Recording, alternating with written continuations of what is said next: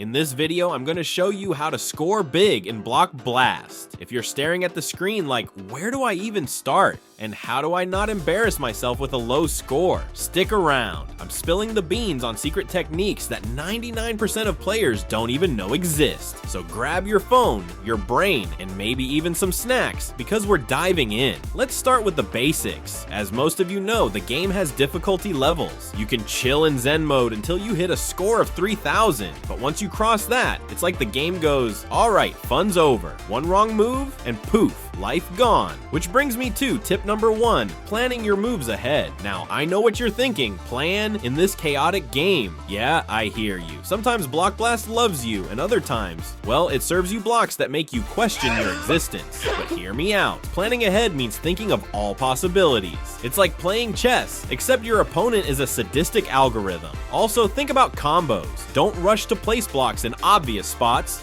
Nope. Look at those weird, awkward pieces that don't fit anywhere and mind map how to clear them while maximizing combos. You're basically an architect, except instead of designing a skyscraper, you're trying not to have a mental breakdown.